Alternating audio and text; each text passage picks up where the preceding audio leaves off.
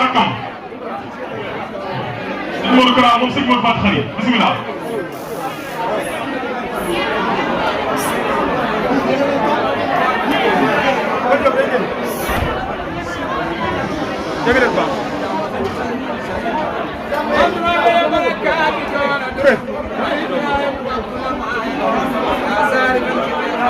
soxna Mame Isseu balaa ñëwee Abdoulaye ñëwal Abdoulaye ñëwal moom mooy jur liggéey bi Abdoulaye kay nañ ko may mu yàgg si leeral liggéey bi nañ ko may mu yàgg si leeral liggéey bismillah nag rek ak suuf nag waaw mooy Abdoulaye Gueye joxe loxo bismillah Abdoulaye Gueye waaw Abdoulaye Gueye bismillah waaw leeral naa ko ñetti xarit waaw ولرسول جنة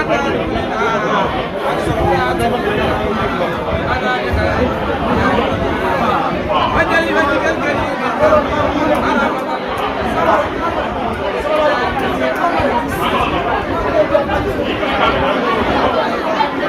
السلام عليكم ورحمة الله تعالى وبركاته. Serigne Mbacké ñu ngi lay ziar baax di la ñaanal gudd fan baax ngeen ci turu sëñ Modou Kara bi ñu àndal moom sëñ Modou Fatou Khari moom sëñ Massamba ak rakam soxna Ndeye Serigne Mbacké ak soxna Aïda Mbacké mu sëñ Abdou Bara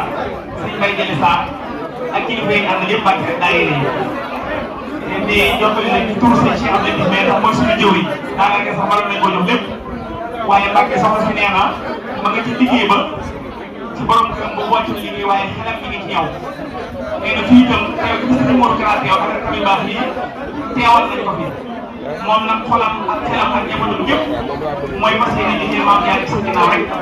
Mbacké di la ñaanal nga yàgg fi lool ci ànd ak wér ren nag liggéey bi ñu tuddee moo tax ñu jël addi yi indi ko loolu carte maam yaa rek am dagg nañ ci lu ëpp junniy carte te sëñ Moussa mi nga xam ne moo ko yore soxna si daal nee na mi ngi bëgg njabootam Ahloul Café nga ñaanal leen rek mucc ak dolleeku ndax suñ muccee danañ fekk ëllëg suñ dolleekoo tax danañ am luy liggéey Sëriñ Touba dañ lay sant baax di gërëm Mbacké waa daay lépp ñu ngi ziare tey jokk taalibe bi muy fas yéene rafetal rek Mbacké loolu it dañu ne ci loolu dañu bàyyi incha allahu taala sëñ bi la xam sëñ bi dafa wax ne mi ngi sant bu baax ci taxawaay ba yëpp ji ndax soxna Mame Isseu